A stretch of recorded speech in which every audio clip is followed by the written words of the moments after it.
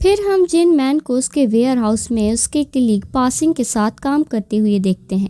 اس موقع کا فائدہ اٹھا کر جیون اسے مارنے ہی لگتی ہے کہ پاسنگ آ کر اسے روکتا ہے اور وہ کہتا ہے کہ تم کبھی بھی میرے باس کو نہیں مار سکتی۔ پاسنگ اسے بے ہوش کر دیتا ہے۔ پھر شام کو وہ دوبارہ پاسنگ کے پاس آتی ہے اور اسے کہتی ہے کہ کیا تم مجھے لڑنا سکھاؤ گے؟ بدلے میں تمہیں پیسے دوں گی۔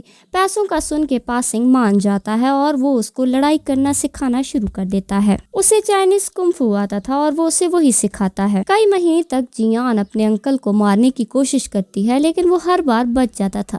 پھر کئی مہینے بعد پاسنگ بہت سارے لوگوں سے ادھار پیسے لے کر بھاگ جاتا ہے اور وہ جیون کو لکھتا ہے کہ اب تم ایک فائٹر بن چکی ہو۔ اب ہمیں واپس سے وہی سین دکھایا جاتا ہے جہاں جیان اور جونگ مین نے انڈر گراؤنڈ ویئر ہاؤس میں میون کو بندی بنایا ہوا تھا۔ جیان دیکھتی ہے کہ اس جگہ ہر گھر کا CCTV فوٹیج لگا ہوا ہے، ایون کے باتھ روم کا بھی، اور اس سے غصہ ہو کر وہ میون کو مارنے لگتی ہے اور کہتی ہے کہ یہ سب تم کس کے کہنے پر کر رہے ہو؟ وہ کہتا ہے ابھی یہ سب بتانے کا ٹائم نہیں ہے، منہائی کی گولیاں ختم ہو گئی ہیں اور بہت سے لوگ آتے ہوئے ہوں گے، ہمیں اسے اور بلٹس اور مشین دینی ہوں گی، اور اگر منہائی مر گئی تو ہمیں کوئی بھی نہیں بچا سکتا۔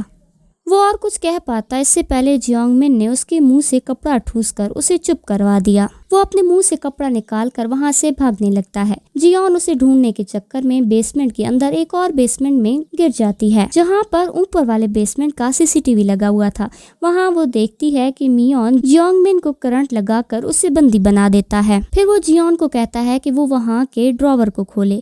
وہ جب اسے کھولتی ہے تو اسے مرتھ ہیلتھ کمپنی کی ایک رپورٹ ملتی ہے کہ اگر جن مین مر جاتا ہے یا پھر غائب ہو جاتا ہے تو مرتھ ہیلتھ کمپنی کو جیان سنبھالے گی، اور اگر جیان ایسا نہیں کرنا چاہتی تو وہ وہاں بنے سیکرٹ ٹنل سے گزر کر اپنی زندگی کو مکمل طور پر تبدیل کر سکتی ہے اور اپنی آئیڈینٹی مکمل چھپا سکتی ہے۔ جیان کہتی ہے کہ ٹھیک ہے میں تیار ہوں، لیکن سب سے پہلے مجھے یہاں سے باہر نکالو، جس پر میون اسے باہر نکالتا ہے اور وہ باہر نکلتے ہی میون کی بندوق چھین کر اس پر تان دیتی ہے اور اسے جیونگ مین کو چھوڑنے کے لیے کہتی ہے، جس پر وہ کہتا ہے کہ یہ تم بہت غلط کر رہی ہو، وہ اچھا انسان نہیں ہے، باس اسی کی وجہ سے مرے ہیں، لیکن اسے چھوڑنا پڑتا ہے۔ جیسے ہی وہ اسے چھوڑتا ہے تو وہ میون کو مارنے لگتا ہے تو جیون اس پر بھی گن تان دیتی ہے اور کہتی ہے بس کرو۔ تبھی میون جانوروں کو پکڑنے والے سٹک سے اس کا گلا پکڑ لیتا ہے، جس پر جنگ مین کہتا ہے اس کی باتوں پر بالکل وشواس مت کرنا، میں تو ابھی یہاں آیا ہوں، جس پر میون کہتا ہے کہ نہیں، تمہارے انکل کبھی بھی سوسائڈ نہیں کر سکتے، تم جا کر کمپیوٹر پر 040425 پر جا کر وہ فائل دیکھو، تمہیں سب پتا چل جائے گا۔ لیکن جیونگ مین اسے ایسا کرنے سے منع کرتا ہے۔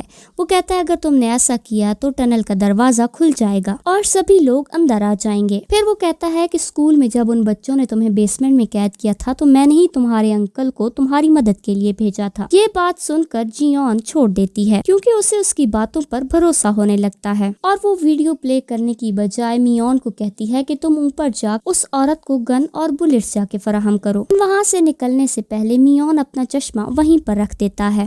ادھر جیونگ مین جیون کو گلے لگا کر کہتا ہے کہ اس دن بیسمنٹ میں جس نے تمہیں قید کیا تھا وہ میں ہی تھا، اور پھر جیونگ مین جیون کے گلے میں ایک انجیکشن گھسا کر اسے انکانشیس کر دیتا ہے۔ ادھر میون مینہا کو سپلائی دینے کے لیے اس کے پاس پہنچ گیا تھا، لیکن ادھر جو چشمہ اس نے چھوڑا تھا وہاں پر کیمرہ لگا ہوا تھا جس سے وہ جیون کو دیکھ رہا تھا۔ دوستو آپ کو کیا لگتا ہے اس کہانی میں آگے کیا کیا ہونے والا ہے؟ کیا جن مین ابھی بھی زندہ ہے؟ اور جن مین کی اصلیت کیا تھی؟ اور جو لوگ جیون کو مارنا چاہتے ہیں آخر وہ کون لوگ ہیں اور وہ کیوں مارنا چاہتے ہیں؟ اگر ان تمام سوالات کے جوابات آپ جاننا چاہتے ہیں تو جلدی سے چینل کو سبسکرائب کر دیں، اور اگر یہ ویڈیو پسند آئی ہو تو ویڈیو کو لائک کر دیں۔